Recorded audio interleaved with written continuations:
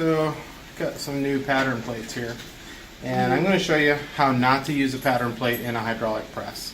I know a lot of you are thinking that you're going to lay this plate on here, and you're going to take a whole sheet of silver, like you're just going to cover the whole thing, and you think you're just going to press it, and this pattern is going to magically appear. That's not going to happen.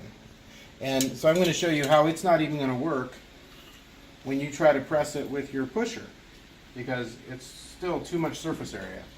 And so what we've got here is a piece of fine silver, dead soft. So we've given ourselves every advantage, and I'll show you, it's still not going to work.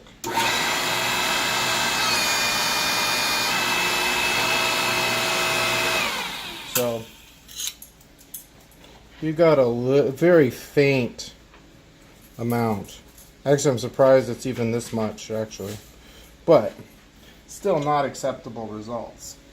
So, to make it actually function, using a very small pusher. I wouldn't put this in there and then this. That's too much stuff stacking up. You want to avoid that.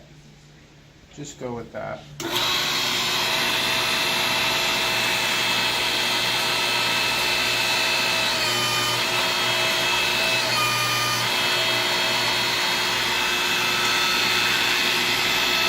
There we go. So you got good results. But that's about all you're going to be able to push. And you'll have to do it in steps. So let me show you. We'll just put that back on there. And we'll overlap. Since this is a random texture, it's not that big a deal.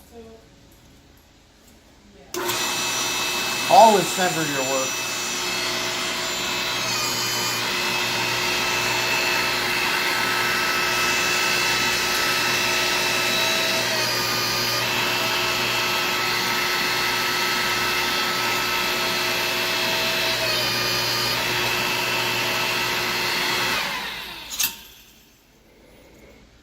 Really, the best way to use these things, though, is going to be a rolling mill. That's definitely the way I would go.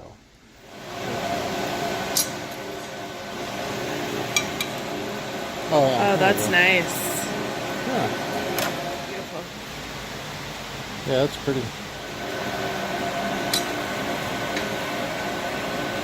Oh, yeah, that's way better. Beautiful.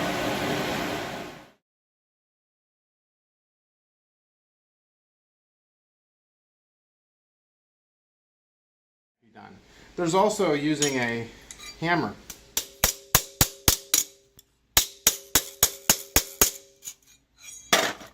That actually works better than the press. And then here's something you could probably do that'd be neat.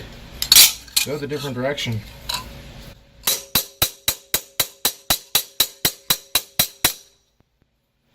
Yeah, that's kind of cool. So those are all options. The press, probably not the best option for it. Hammering's a lot quicker. So, just being straight with you. Alright? Rolling mill, a hammer, press is the last resort. Thanks for watching.